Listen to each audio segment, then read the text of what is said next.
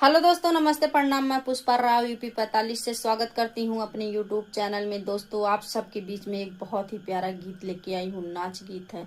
आशा करती हूँ मेरा गीत आप सबको बहुत पसंद आएगा। अगर मेरा गीत आप सबको पसंद आए तो कमेंट करके जरूर बताइएगा।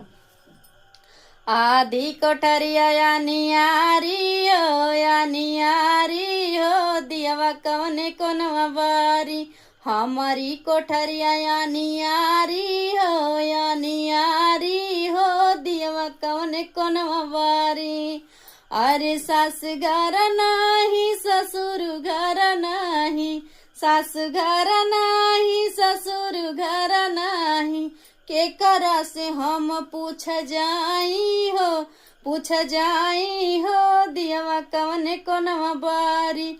के करा से हम पूछ जाई हो दियावा कवने कोनवा बारी। हमारी कोठरिया या नियारी हो दियावा कवने कोनवा बारी।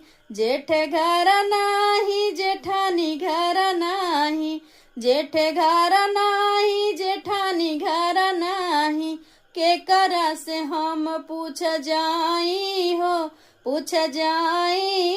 दियावा कवने कोनवा बारी।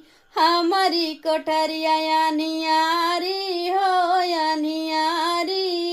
दियावा कवने कोनवा बारी।